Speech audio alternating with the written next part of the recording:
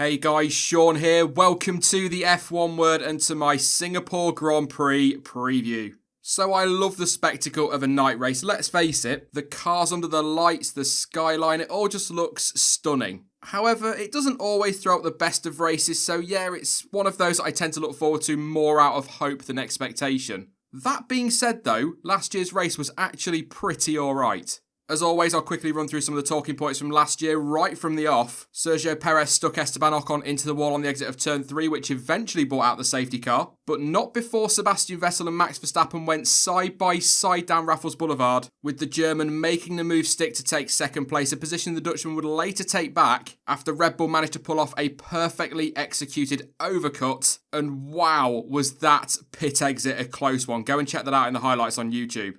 Sergio Perez was in the wars again a little bit later on, this time with Sergei Sorokin. The Mexican had been stuck behind the Williams for, to be fair, what seemed like an eternity, and was becoming frustrated with his aggressive defence. But he eventually made his move around the outside of Sorokin, only to try and cut across the Russian, with the two making contact. I think it's fair to say that it wasn't one of Checo's best Sundays. Up at the front, Verstappen was putting pressure on Lewis Hamilton, although the Brit did look to have it all under control. That was until they came across a scrapping Roman Grosjean and Sergei Sorokin, who both ignored the blue flags to carry on their fight for 14th. That resulted in Hamilton being held up and put Verstappen right on his tail within striking distance, to the point where Hamilton actually felt the need to cover off the Red Bull. Grosjean, by the way, was slapped with a 5-second time penalty for ignoring those blue flags, and a little bit later on, Sorokin was handed a 5-second penalty as well, but for forcing Brendan Hartley off track and very nearly into the wall, to be fair. But anyway, Hamilton was able to build a good lead after they cleared that traffic and took his 4th win in Singapore. Right then, let's have a look at some of the stats which have, as ever, been provided by Lights Out Blog. So if you do love your stats, then make sure you check out their website and give them a follow over on Twitter. Well worth it. So then, the Marina Bay Street Circuit made its first appearance in 2008, a race which saw Fernando Alonso take victory for Renault in controversial circumstances. We'll leave it at that. The 5.063 kilometre, that is 3.146 mile track, consists of a whopping 23 corners, and for those that are interested, that is 14 to the left and 9 to the right, and the race will run for 61 laps on Sunday, and as is often the case in Singapore, we'll probably get very close to the 2-hour time limit. Not gonna lie, had to check this a few times. The race lap record is held by Kevin Magnussen, who set that record last year with a time of a 141.905, but the fastest ever lap around the circuit is a 136.015, which was set by Lewis Hamilton on his way to pole position in 2018. And by the way, what an incredible lap that was. If you haven't seen it, it is well worth checking out. Everything on the line. Brilliant lap. Away from the track itself, some other stats. A total of 4 different drivers have gone on to take victory, and they are Fernando Alonso, Lewis Hamilton, Sebastian Vettel and Nico Rosberg. The race has been won from pole position 8 times out of the 11 races run, which probably doesn't come as too much of a surprise, what with it being a street circuit. So as you would expect, pole position is very important. On that note, Vettel and Hamilton are currently tied for the most poles at Marina Bay with 4 apiece. And last up for all these stats, the safety car has been deployed at least once at every single Singapore Grand Prix. Again, probably not too much of a surprise, and the most number of appearances by the safety car in one race came in 2017.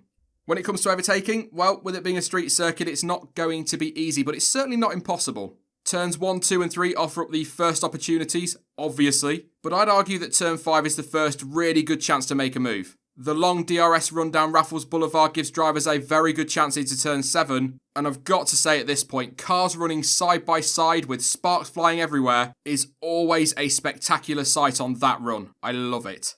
It is very much 90 right and 90 left after that, so I'm sure we will see a few drivers have a cheeky look at least. That little complex, if you like, around the Anderson Bridge that is turns 11, 12 and 13 are very tight and moves are never easy. Although, having said that, Felipe Massa showed that it can be done while sideways and trying to avoid smashing into Bruno Senna. That was heart in your mouth stuff. But if you get good traction off turn 13, you could be set up quite nicely to make a pass through turn 14, especially when you consider the news that came out prior to this weekend that a third DRS zone will be added to the circuit in a bid to help overtaking opportunities. The tyres available for this weekend are the hard C3, the medium C4 and the soft C5, so the softest compounds available.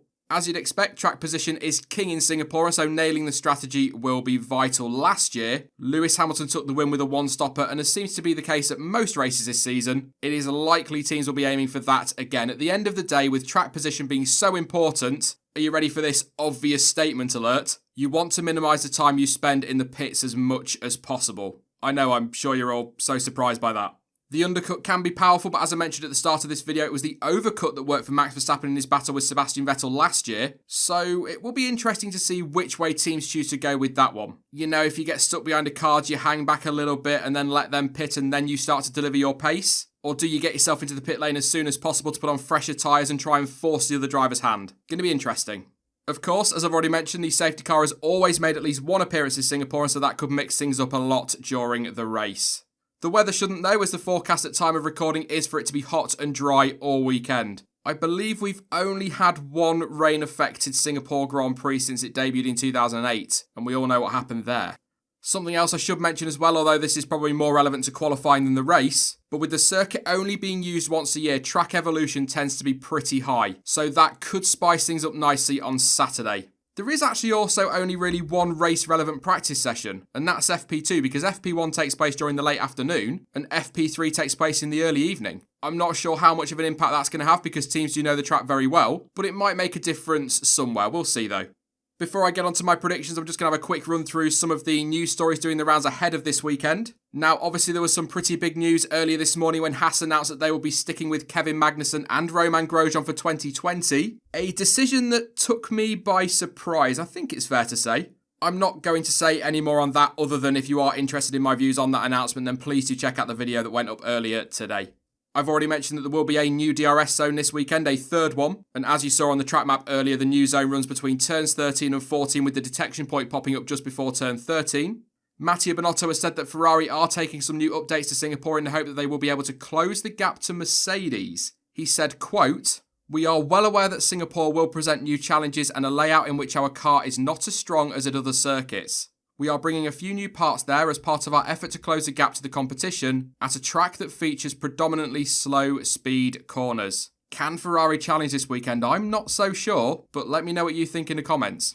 Racing Point, as was announced a couple of weeks ago, have also taken some new parts of Singapore which they hope will enhance their aerodynamic performance. And Haas have said that they will be running a hybrid of the old car and the new car in Singapore, which once again seems to highlight that they have no idea what is going on with that car.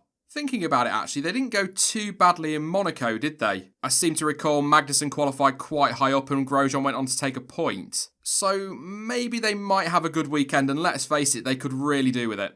Also, just a few other things. Ferrari appear to have put their backing behind Giovinazzi despite Hülkenberg becoming available, with Binotto saying that he needs the team's confidence behind him. Honda have admitted that Max Verstappen's power cuts in Italy could strike again, but added they are analysing everything to try and prevent it from happening. Fingers crossed for him and Red Bull. And McLaren have said that they will not compromise their 2020 car development in a bid to seal fourth in the Constructors this season, stating that they will have updates for the next few races, but then they could switch full focus to 2020. Do you know, start of this week it seemed really quiet news-wise. Now, all of a sudden, boom, typical F1, I love it.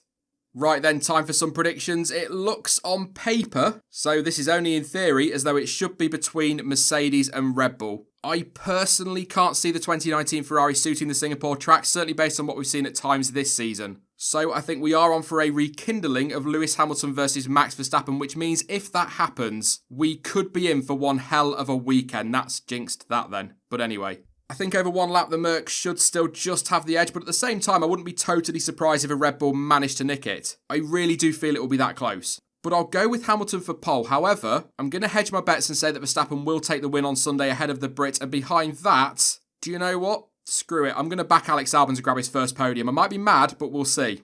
As for the best of the rest, this is a track that I can see McLaren going very well at, and so I think they will head the midfield this weekend. I'm not sure what to expect from Renault because they did have a good race in Italy, but that was very much about power, whereas Singapore will be reliant on other areas, and that car, on the whole, has not been good this year. Then again, it's a street track, so if they can get a good start and the drivers defend well, they could still bring home some good points.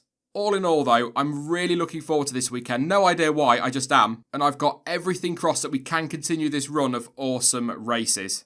That is it then for the Singapore Grand Prix preview, but in the top right of the screen there is, as ever, another poll for you to have a vote on. And this time around I'm asking, who will be the team to beat this weekend? Mercedes, Red Bull or Ferrari? And don't forget as well that you can let me know your thoughts and your predictions for this weekend down in the comment section. Now, I will be back soon with more content as ever, but in the meantime, don't forget that you can of course follow me over on social media, and all of the links you need for that are in the description down below. But as ever, thank you for watching. I've been Sean, this has been the F1 Word, and until next time, goodbye.